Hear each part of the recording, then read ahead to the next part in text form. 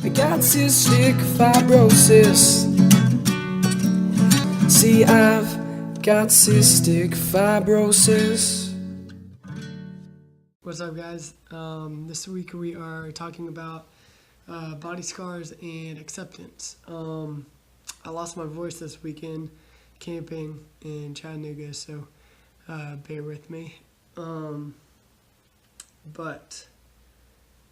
like I said, we're talking about body scars and acceptance. And you know, for me, the thing that pops in my mind the most is, how thin I am and how thin I was growing up. That's been the biggest, body acceptance that I had to come to terms with, or, accept myself for what I was and who I am, and not let what I looked like define who I was. So I guess pretty much my whole life I've been the littlest kid.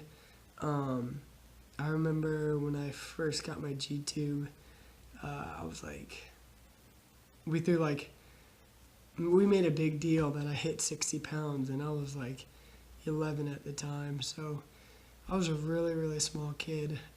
So every time I went to the doctor, it was, get your weight up, are you eating enough, you look skinny, stuff like that. So that's the biggest thing that I've had to overcome and really accept, and really not let that get to me.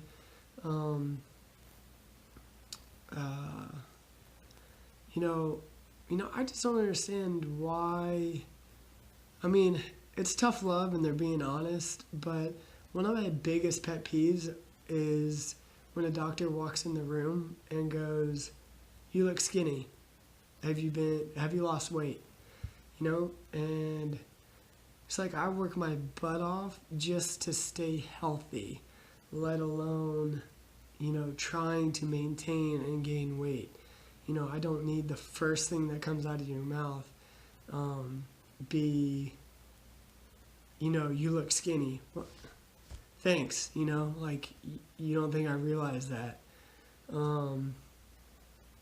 That's like me walking in a room, and addressing a obese or overweight individual and going, you look fat.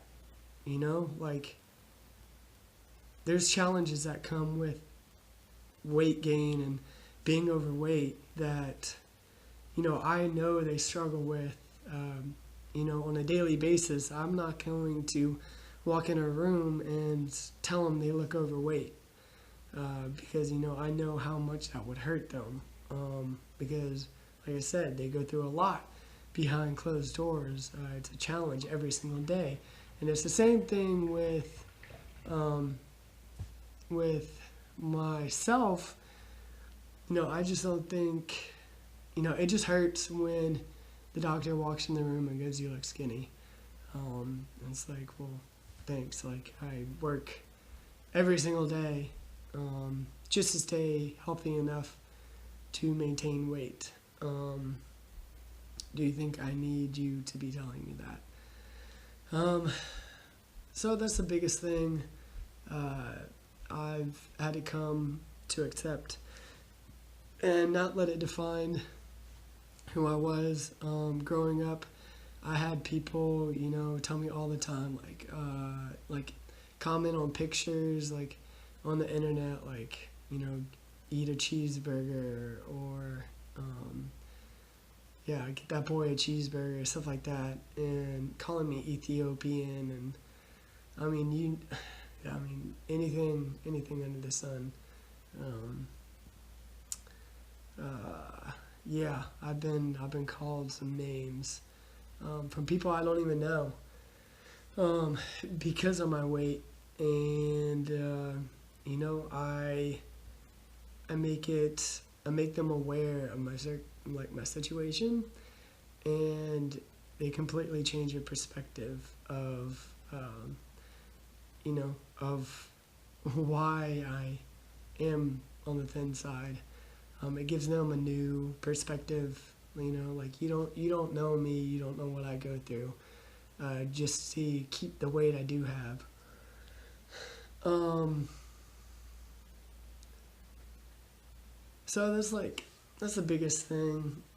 You know, well, I wouldn't say the biggest. That's you know, I really have two main body acceptance, body scar type things that I've had to accept, and one being my weight, uh, and the second being my G-tube. Um, Along with the weight, I couldn't gain weight when I was a kid, so at 11, um, I get a G-tube placed, and I kept that a secret for over a decade. I didn't tell anybody about it. Um, my best friends didn't know about it. Um, nobody knew, and it was just the fear of looking, you know, being different. I didn't want people to look at me and go, "Oh, like what is that?" You know, is he sick or, you know, like why does he have that? I was embarrassed. I was embarrassed of it, and uh, you know, it just took me a long time to realize that, you know, there's a lot of other people that go through that same thing. Um, and I got to the point where I would rather, you know, I'm proud of it because I'm proud of it now. You know, I'll go to the beach with my shirt off. You know, and people do look. People like, you know, what is that? You know, and if they ask me, it's the chance to tell them my story and tell them, you know, spread awareness and stuff like that. You know, and previously I missed out on a lot of opportunities because of my G-tube and because I wanted to keep it a secret. I missed a lot of days at the beach with my friends or at the springs or spending the night places. You know, I didn't want to do my breathing treatments or my G-tube anywhere but home. So it stopped me from doing a lot of things that I wanted to do, but I was embarrassed. I didn't want anybody to know. Now it's more a thing of it's you know, I have a lot of scars, like physical scars, like riding dirt bikes. I ran my dirt bike into a fence when I was 5 years old because the throttle got stuck. So I have like scars all over my body. I have, you know, scars, you know, my eyebrow from jumping on the bed when I was a kid, bit through my lip when I was a kid. So I have a lot of physical scars, and you know, I've always taken you know, pride in those scars because it's it shows you where you've been and the hardships that you've endured in why can't I say that endured in endured in anyways, you know what I mean. I don't know why I can't say that word right now. But challenges that you've overcome. You know, it goes back to the saying, whatever, you know, what doesn't kill you makes you stronger. And that's the way I looked at my physical scars, but it's not the way I looked at anything related to my health. And, you know, changing that mindset from, you know, being ashamed of it to being you know, not prideful, but proud of it. You know, because it opens up a chance to share your story and you know, relate to other people going through hardships as well, being like oh, you got this. Well, guess what? I got this. Like, keep it up. So I think that's about it. Those are the two main things that I've had to accept. And like I said, it wasn't until like maybe 10 months ago that I've accepted that, and I've used it to hopefully help other people out, because my mindset's changed from, thinking more about myself to thinking about other people.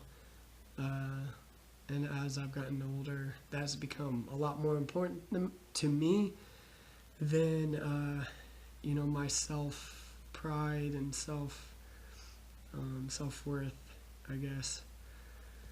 But yeah, that's about it, guys. I hope you guys gained some insight on, hardships that I go through. And if you guys didn't know this about me, then now you do.